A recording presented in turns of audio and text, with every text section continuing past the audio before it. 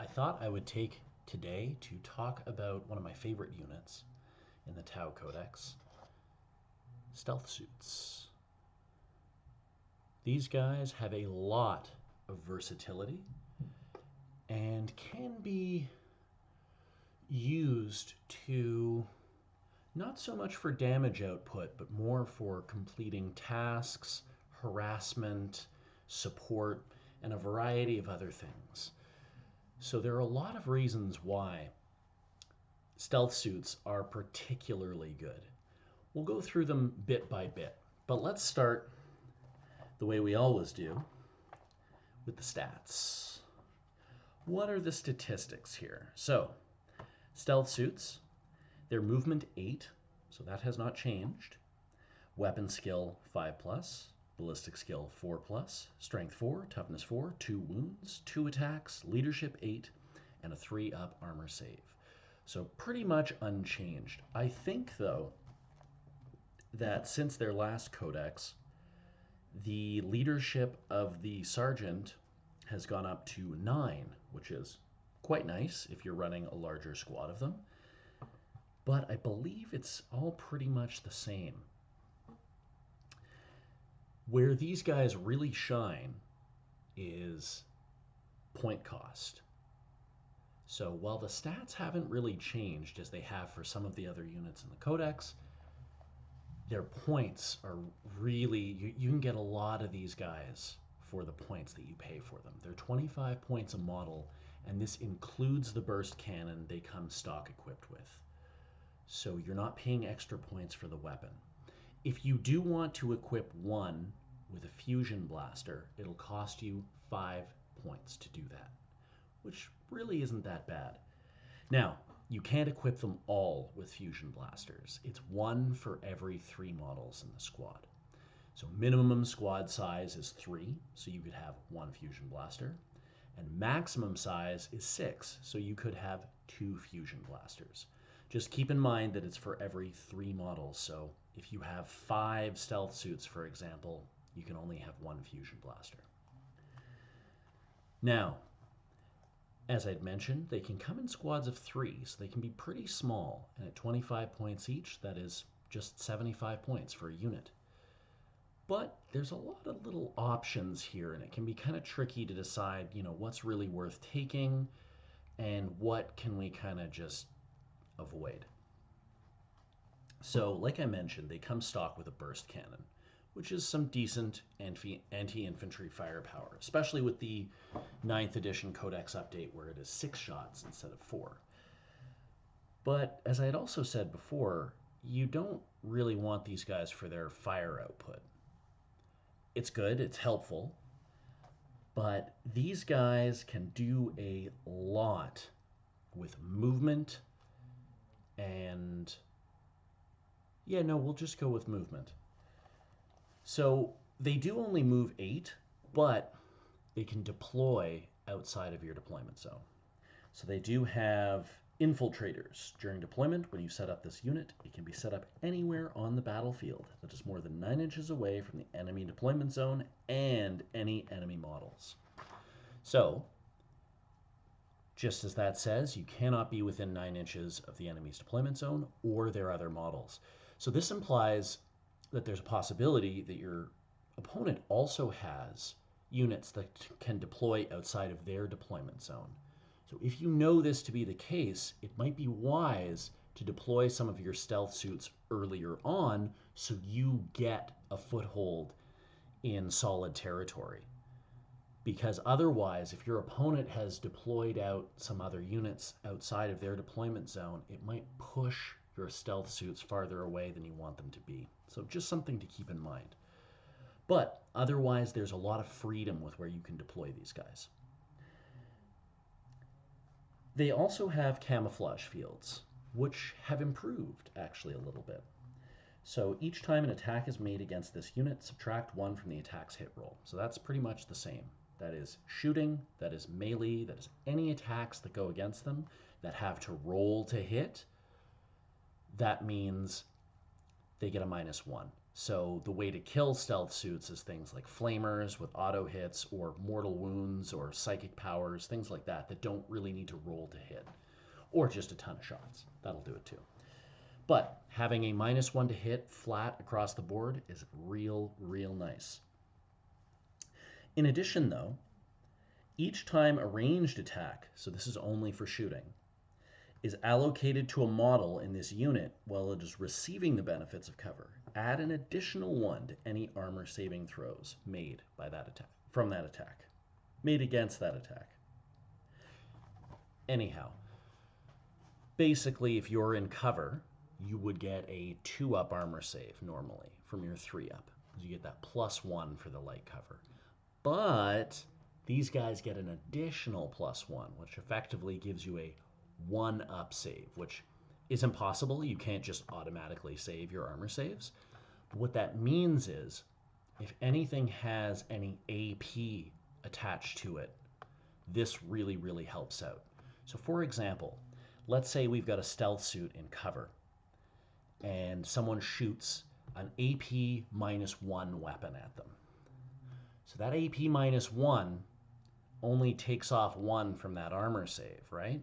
And seeing as they gain 2 from the benefits of cover, it means they still have a 2+ armor save. And it keeps going from there. So if something has AP -2, they would have a 3+ armor save within that cover. So it's an extra little bit of insurance for weapons that have armor penetration, which is also really nice. So they have a few war gear options and some unique options that no other units in the Codex get access to. Weapon-wise, as I said, burst cannon comes stock and it's free. Keep that in mind when you're building your units. The fusion blasters, again, you can get 1 for every 3 models and they cost 5 points. Also, it doesn't specify which model has to take the fusion blaster. So you can put it on your sergeant or you can put it on a regular guy. It's up to you. It just says 1 battlesuit model's burst cannon may be replaced with a fusion blaster. So it can be any one of them. Then, for every 3 battlesuit models in the unit, 1 battlesuit model may be equipped with one of the following: 1 drone controller, 1 target lock. These ones are 5 points each, and I think they're just wholly unworth it. So, target lock will allow you to ignore light cover when shooting at something. This is 1 out of every 3 models, so only 1 out of every 3 models will gain this benefit, which is cool, but it's another 5 points. And it's also just another thing to kind of track and make it more complicated, just to ignore light cover on 1 model's attacks in the unit. Or 2 if you have a full unit of 6 and you get 1 for the first 3 and 1 for the second 3. But honestly, to ignore light cover for 1 of your stealth suits, not really worth it. The drone controller is also kind of weird. So a drone controller in this edition is a little different. You have to choose in your command phase a drone unit within 6 inches of the bearer. Drone models in that selected drone unit get a ballistic skill of 4+, nice, and gun drones lose the threat identification protocol. This is the rule where they must select the nearest possible target when shooting. They lose that, so they can select whichever target they choose that's within range of their weapons. It's kind of strange. So stealth battlesuits can get 2 drones total for the unit. It would be kind of weird, like you could get 2 gun drones and use a drone controller, and in your command phase make it so that those drones hit at ballistic skill 4+. It's really a weird one, and I don't see why you would do it that way. Now, it's any drone unit that's within 6 of them, so it doesn't necessarily have to be their own drones also. This sort of requires a little bit of maneuvering, but you could have a giant chunk of gun drones nearby that could benefit from this.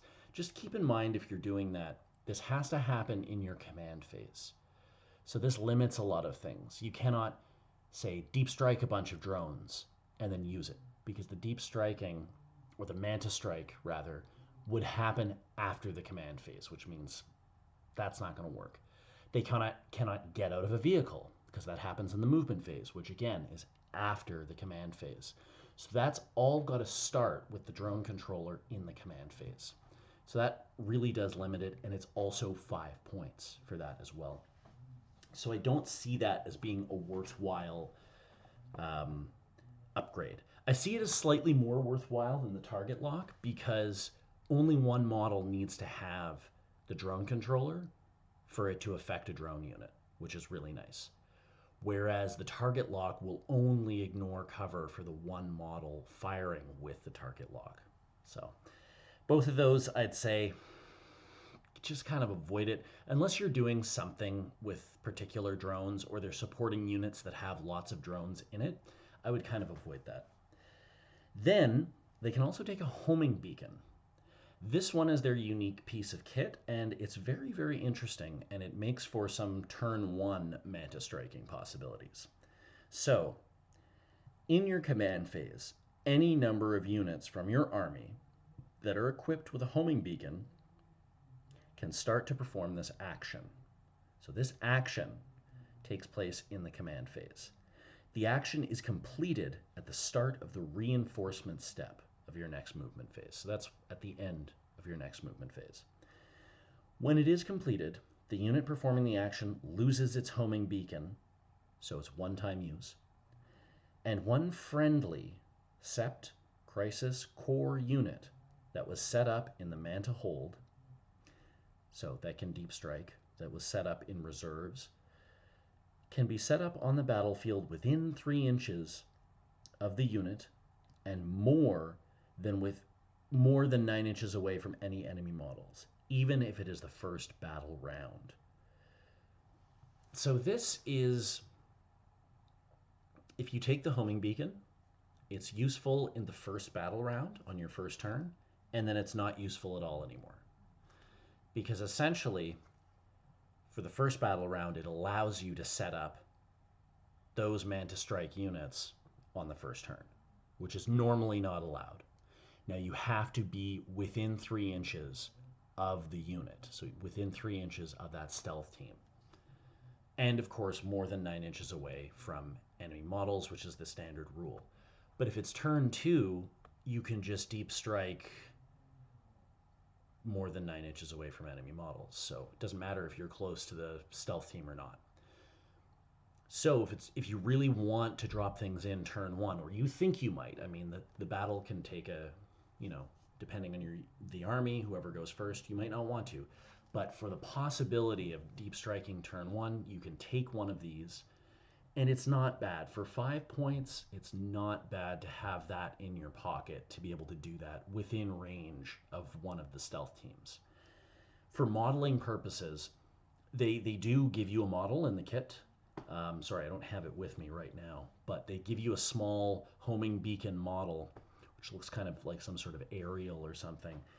But you don't need to place that or deploy it or physically have it on the table for rules purposes. It specifies that here, that you do not need to have a model of that. But they recommend that you have one with the unit, and you can just place it with it, almost just for you to remind you that you have this ability. And then you can take it away once the homing beacon is used. But don't worry about having to place the unit within where the homing beacon is, because it's not an actual model that needs to be represented. It's just within 3 inches of that stealth team unit. So it's just kind of assumed they have this homing beacon on them somewhere. So that one's actually quite useful at 5 points. And you buy one for the unit, and that's it. Doesn't matter the unit size, doesn't matter if you've got drones, whatever. It's 5 points as an upgrade for the unit. So not bad if you plan on doing a little deep striking with some crisis units. So crisis core affects only crisis teams and bodyguard teams. That's it. So you can't drop commanders this way because it's got to be core. Then this unit can be equipped with up to 2 of the following in any combination: gun drone, marker drone, shield drone. So there we go. We've got 2 drones, but only 2 drones for the whole unit. Again, size does not matter. Could be 3, it could be 4, could be 5, could be 6 stealth suits. Doesn't matter. You still only get access to 2 drones. Interestingly, though, because of the way it's worded and because of the way the stealth suits Camouflage Fields work, those 2 drones gain the benefit of being -1 to hit. They also gain that extra benefit from cover. So having a couple of drones in a stealth team is quite nice, actually. It makes the drones weirdly tougher than they normally are because they're harder to hit. So this can be quite useful. I would recommend when building your stealth teams to avoid some of the flashy, cool stuff like target lock, drone controller, even the fusion blasters, and stick to basic squads. Maybe give them a couple drones, or maybe just add some extra stealth suits to just make them tougher and more reliable.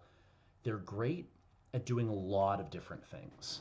With the homing beacon, they're great at getting into positions and allowing you to drop your crisis suits turn 1. Deploying outside of deployment zones allows you to get table control in different areas for a variety of objectives. And they also have a stratagem that they have access to, which allows them to zip off one battlefield edge and come in on another battlefield edge the following turn, which is really cool. That is called dynamic, I think it's dynamic mirror field. I'll pull it up now. And this one applies to stealth teams, as I had said, but also to ghost keels, interestingly. The basically big stealth suit. Let's see, where have we got it? Excuse me, dynamic mirror field. Wall of mirrors. Mirrors was right. Use this stratagem at the end of your movement phase. So that's important. It means that you get to move that stealth team first. So if you're not within that table edge you need to be, you can move them to get there. Select one stealth battlesuits or ghost keel battlesuit unit from your army that is wholly within 9 inches of any of the battlefield edges. Remove that unit from the battlefield. In the reinforcement step of your next movement phase, you can set that unit back up on the battlefield anywhere that is wholly within 9 inches of any battlefield edge and more than 9 inches away from enemy models. If the battle ends and the unit is not on the battlefield, it is destroyed. So keep that in mind. But yes, that will allow you to take them off from one edge and then the following turn, whoop, come in on another edge. Again, this could be to get around some units. This could be to take certain objectives farther down the table. This could be for, again, table control objectives like engage on all fronts, all sorts of stuff like that. So mobility, even though they only do move 8 inches, mobility is quite high because they get that advanced deployment, they get the ability to zip around, and also just having fly is really a big deal. Fly, for most of the battle suits and drones, just allows you to pop over terrain pieces as if they weren't even there, which is really, really nice. The drones basically get all the benefits that they do, which is also quite nice. They get the stealth benefits that I mentioned before, the -1 to hit, and the extra bonus to cover. And they also get to deploy up the table with the unit, because they are now considered part of that unit. This also includes the wall of mirrors I just talked about. Just because there are drones in the unit doesn't mean those drones don't get to be removed from the battlefield and put back on another side. So you've got that as well. I would recommend, when building these guys, to go a little beyond the minimum squad of 3, just with the way that certain objectives and actions are counted now, where you do need 5 models in a unit. So I would suggest either more stealth suits or having drones within that unit. Having a set of, say, 3 or 4 stealth suits, which is only 75 or 100 points, it's not that bad, and then tack on 2 marker drones. I like this because since they can deploy farther out, you get those marker lights onto things, onto targets that maybe other marker lights cannot target, which is always nice. You get the ability to have more models within that unit so that doing actions or things like that don't have a chance to fail if you roll badly. And you add extra wounds to the unit that are harder to hit. So those marker drones, as I'd mentioned, they're harder to hit now because they get that stealth field. They get -1 to hit, they get the extra benefits of being in cover, so they can really be a nuisance to remove. And marker drones are not that expensive, and they're a lot better than they used to be. They automatically get the marker light on a 3, so ballistic skill doesn't matter. You don't need a drone controller to make them better. Doesn't really matter that much. You could add shield drones to make them like extra tanky too. That could also work. Gun drones, you could add a little bit of extra firepower. It would work. And if you did take a drone controller, they'd be a little bit better, although it's a bit of a point investment for realistically the first models you're going to remove from the unit. That's the thing. Because you buy, for 5 points, you buy the drone controller, and then for 8 points and then 8 points, you get 2 of those drones. And then if the unit's targeted and those drones die, assuming you don't have other drone units in the vicinity, the drone controller kind of, but maybe you've got lots of gun drones attached to things. It's never a bad call. They're ablative wounds to certain squads. They're really cheap, and they add a little bit of extra damage. So all in all, stealth suits do a lot. They can harass. They're not going to be your main damage dealers, but they can dole out some decent anti-infantry firepower, a little bit of anti-heavy if you like with the fusion blasters. You can get some marker lights down on the table. You can complete objectives with them. You can get table control with them. You can zip around to different places. You can use them to drop in crisis teams. So they have become a very, very valuable, I like to think of it as like a stepping stone unit or a support unit that really helps all sorts of other pieces of your army function. Getting those marker lights farther down the field, amazing. Getting you objectives while your other units do the heavy lifting damage-wise. Getting in there with a homing beacon to drop in a unit of crisis suits to deal some damage. Really helps out. Also worth mentioning, they gain certain keywords which make them very, very valuable for a variety of stratagems and abilities. They have the battle suits keyword, they have the fly keyword. Both of these are excellent. They also have the infantry keyword, which means gaining benefits from cover. Excellent. They also have core. This is one of the best keywords to have, as it affects a lot of the aura abilities of certain units like commanders, which would allow them to reroll 1s, or things like ethereal invocations, or even some different stratagems that specify things need to be core. They have that. So stealth suits really get all the good keyword goodies as well.